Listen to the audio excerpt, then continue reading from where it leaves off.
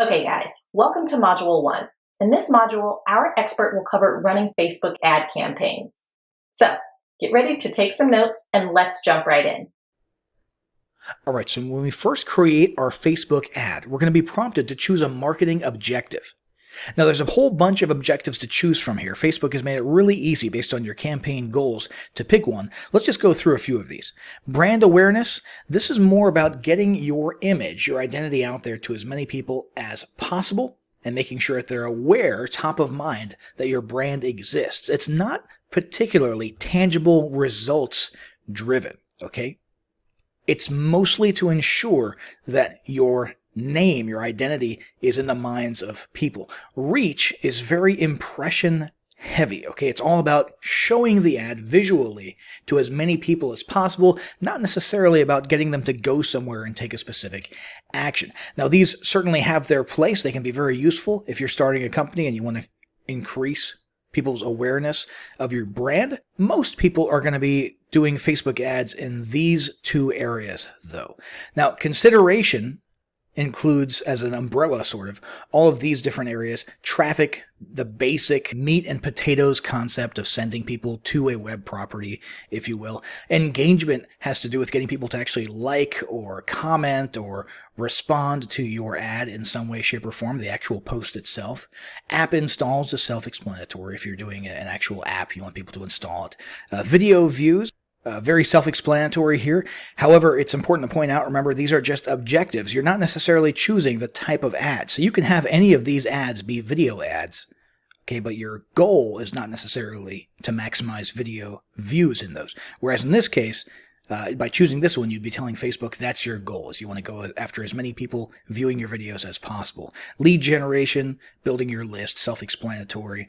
Messages, really tapping into Facebook's Messenger ad abilities.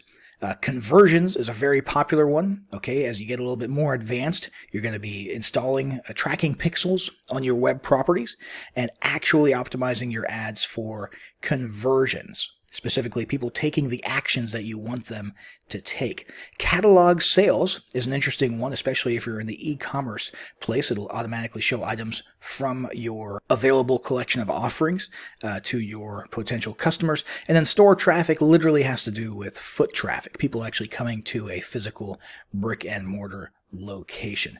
Eventually, you're most likely going to be focusing on conversions. If you go down the path of Facebook ads. Let's start off, since we're just starting from scratch and we want to keep things relatively basic, let's just go with the meat and potatoes traffic objective. Now, the special ad category box that pops up right here, if you're doing anything related to credit, employment, or housing, there's special factors that need to be taken into consideration there. We're going to say no. In fact, we're going to say that we're doing a diabetes related product today, just for the sake of example. We're going to come down here. You can name your campaign. We'll just leave it as traffic. A/B split testing is a very cool, more recent feature. Back in the day, you used to have to run a whole bunch of different ads, ad groups and ad campaigns, and then you would have to do the math yourself, so to speak, comparing and contrasting the results of each of them. And now Facebook has built in A/B split testing abilities, which is very cool. And then campaign budget optimization is exactly what it sounds like. It's a little bit more of an advanced feature, which we're not going to touch right now. Let's head over to the next page. Now we can name our ad set here. We'll just leave it with the default naming convention here. There's a real science in terms of naming conventions when you're creating multiple ads or multiple ad sets within a campaign or multiple campaigns.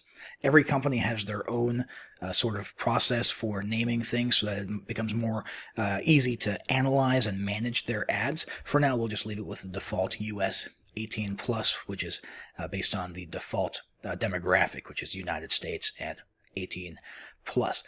Dynamic creative is a very cool new concept. It has to do with actually personalizing ads for people who are seeing them based on who they are. Skipped one here, traffic.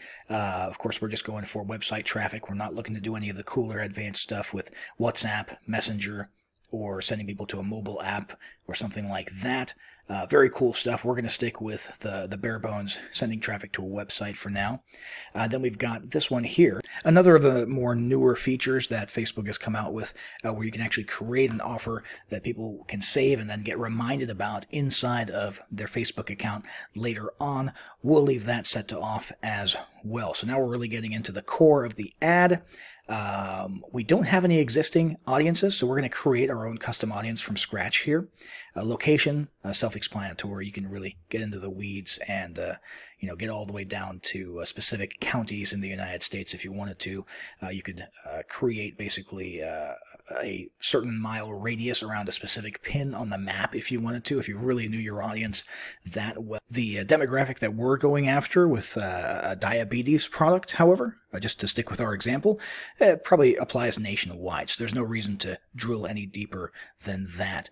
Let's say that we had demographic information, though, about age. Let's say that based on our research, the people most likely to purchase a product in this category, people struggling with weight and diabetes and so on and so forth, are 30 plus. We would choose the age right here. Genders, if we wanted to focus one campaign on males and one campaign on females because of, let's say, the images that we'll be using in our ads or data that we saw that indicates that women are more likely to purchase this type of product, so on and so forth. All of this kind of depends on doing your audience research, doing your due diligence and all that before you start creating the ad. We'll go ahead and go with women just so we can see what the impact is on audience size. And then we'll move into detailed targeting. Now, this has to do with choosing specific interests, behaviors, demographics based on all the data that Facebook has curated on each of its users. It's kind of a scary amount of data, but it's very, very valuable to you as a marketer. You could browse based on broad topics regarding interests and demographics, education levels, data about parents, behaviors, purchasing behaviors, how much money people make, that kind of stuff. But in our case, let's go straight into looking for people who are interested in diabetes. There's a good chance if they've interacted with this type of content on Facebook before, they're going to be very interested in this topic. So let's go ahead and go with this, looks like type 2 awareness topic. All right, now we can see we've narrowed down based on our age, our location, our gender, and that one interest. We've narrowed it down to 5,400,000 potential people who could see our ad in the future. And we could theoretically drill down even further if we wanted to. In this case, let's go ahead and expand the audience. American Diabetes Association. That could add, there's probably some overlap there, so you won't see a big increase. Okay, but it did add a good chunk of people there. And then if you wanted to, beyond that, you could narrow the audience by using AND logic. So you could come over here and let's say dieting. Let's say that we wanted people who fit this category, so the 5,700,000 who have these two interests, but we also want them to be interested in gluten-free diets. So that narrowed it down to 1,800,000. So rather than just adding this up here, which would have used OR logic, meaning anybody who's interested in this or this or this, by narrowing, using the narrowing option, it's AND logic, which means it must also match this. So they have to be in this category and, or one of these two categories, and have this interest as well. So it's a great way to sort of narrow down your audience. We're not doing a gluten-free diet product. We're going to pretend for the sake of this example that we are selling, let's say, blood glucose monitors. Okay. And we're actually happy with this. This is actually a good, large, sizable, very well targeted chunk of the United States that we can show our ad to. Now, continuing on down here to placements, Facebook is pretty smart. It understands where people are most likely to click on ads and where your ads might perform really well. It gets more smart the more ads you've actually had and the more of an audience that you've interacted with your ads on Facebook. It slowly starts to learn and so on and so forth. For this one, since we're starting from scratch and we just want to show off the options here, let's go ahead and specify that we only want it to appear in people's Facebook news feeds. Okay, as a native ad. So we're going to basically turn off everything here except for Facebook news feed. We'll turn off all the stories related stuff. We'll turn off the in-stream video ads, turn off the search result ads. Messages are already turned off. In-article ads turned off, and all the apps and sites options are turned off as well. And so now we literally just have the newsfeed ad as our only place where it's going to show up. And we can come on down here, and now let's talk about the different budget and scheduling options. So there's 4 different optimization options that are going to kind of broadly affect how Facebook shows your ads to how many people per day and that sort of things. We're going to go with landing page views. Okay, we want people who are more likely to click and actually wait for the website or the landing page, the lead page, whatever it is, to load and actually look at your page. Link clicks is really all about the clicks. It's not very much concerned with what happens, what the traffic does after it gets to your site. Daily unique reach is going to limit the amount of times that someone sees your ad to once per day. And then impressions just means show it to as many people as possible. Make it, technically a view in their newsfeed. Even if they didn't really stop and look at it too much, they just kind of scrolled through the newsfeed. You want to make sure that they see it as much as possible in their newsfeed. You would optimize for impressions. We're going to go with landing page views here. Cost control is a useful feature if you've really mapped out and done the math on your marketing campaign. Let's say you've figured out your average order value for someone who comes through your funnel, and based on that, you figured out, how much you make per lead who becomes a customer, and you figured out what your conversion rates are, and that sort of gives you an idea of how much you can spend or afford to spend in order to make someone turn into a lead, and how much you can afford to spend per visitor to your site. And let's say that based on all that data, you know that you can only afford to spend $3 per person. You could put that number right here and ensure that Facebook does not charge more than that amount per landing page view. Budget and schedule here, there's a very important distinction to make, and that is that your daily budget doesn't literally mean that only $20 will be spent. Some days you might spend $30, some days you might spend $10. What it means is that over the course of the lifetime of the ad, the total amount spent during the lifetime of the ad will only equal an average of 20 per day when you average it out, okay? So the actual amount that you spend per day here might actually vary, and just be aware of that. And here it will actually tell you that per week it'll cap out at 140. So let's go ahead and click continue. Let's say we're happy with our targeting and the placement of our ad and all that good stuff. Let's hit continue. That'll actually bring us to the ad creative portion of this whole journey here. We're going to create an ad from scratch because it's our first time. And we've got 3 to choose from here because of the placement options that we chose. We chose newsfeed only, if you'll recall. And these are the 3 options that we've got, which include carousel, which is basically images or videos, multiple per ad that people can swipe or scroll through. We've got the collection one, which is a more advanced full screen mobile experience with a whole bunch of items that you can add to one ad. Then you've got the single image or single video, which is what we are going to be going with. And we can come over here to add media to choose that image. And the whole idea behind an image really is to stop the scroll. You're not really trying to put a whole bunch of information or text into the image. It's not like a newspaper ad or a banner ad in the strict sense or in the traditional sense. In fact, Facebook will actually penalize you for putting too much text into your ads. You really just want to use the ad image to get people to stop and notice the ad.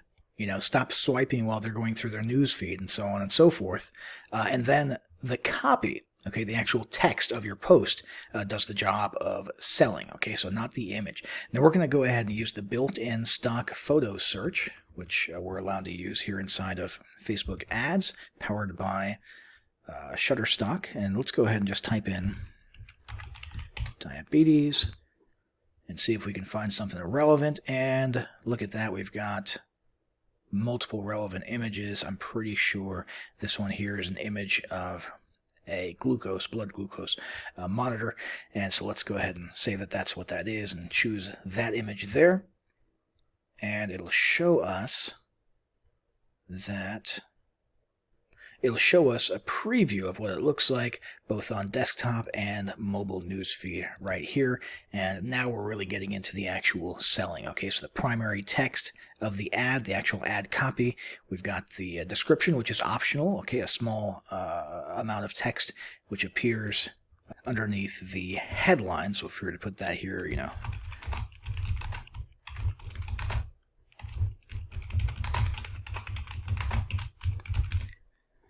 it basically acts in a certain way as a sub-headline underneath your main headline. Your headline here could be